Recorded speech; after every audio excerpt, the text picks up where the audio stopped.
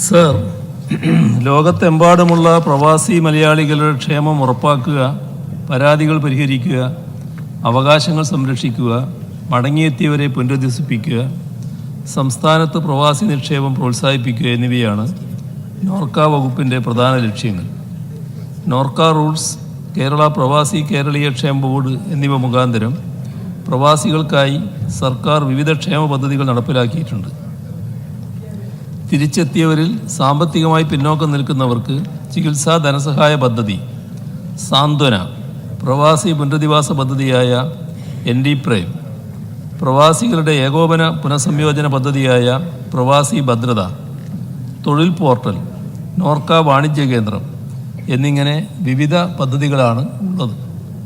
18 വയസ്സിനും 60 വയസ്സിനും ഇടയ്ക്ക് പ്രവാസി ക്ഷേമനിധിയിൽ അംഗത്വമെടുത്ത് അംശാദായം അടക്കുന്നവർക്കാണ് ബോർഡിൽ നിന്നും ആനുകൂല്യങ്ങൾക്ക് അർഹതയുള്ളത്.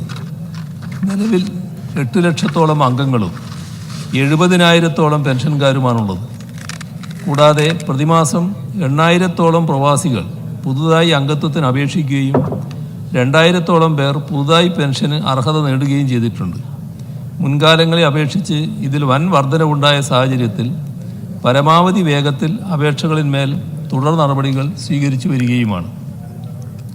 പുതുതായി പെൻഷനും ആനുകൂല്യങ്ങളും അനുവദിക്കപ്പെടുന്നവരുടെ എണ്ണം വർദ്ധിച്ചു വരുന്നതിനാൽ പെൻഷൻ തുക വർദ്ധിപ്പിക്കുന്ന കാര്യവും ക്ഷേമനിധി അംഗത്വത്തിനുള്ള പ്രായപരിധി ഉയർത്തുന്ന കാര്യവും ഇപ്പോൾ സർക്കാരിൻ്റെ പരിഗണനയിലില്ല.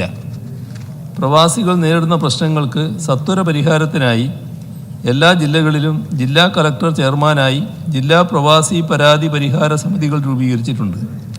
ഈ സമിതികൾ 2 മാസത്തിലൊരിക്കൽ യോഗം ചേർന്ന് പരാതികളിന്മേൽ നടപടി സ്വീകരിച്ചു വരുന്നു.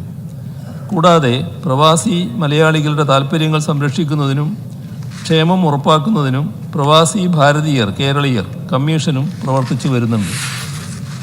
പ്രവാസി മലയാളികൾക്കും അവരുടെ കുടുംബാംഗങ്ങൾക്കുമായി ഒരു സമഗ്ര ആരോഗ്യ ഇൻഷുറൻസ് പദ്ധതി നോർക്ക റൂൾസ് മുഖേന നടപ്പിലാക്കുന്ന വിഷയം സർക്കാരിൻ്റെ സജീവ പരിഗണനയിലാണ്. പ്രവാസികൾക്കായി നിലവിലുള്ള ക്ഷേമ പദ്ധതികൾ കൂടുതൽ കാര്യക്ഷമമാക്കുന്നതിനും കാലോചിതമായി പുതിയ പദ്ധതികൾ ആവിഷ്കരിക്കുന്നതിനും സർക്കാർ ഊന്നൽ നൽകി വരുന്നു.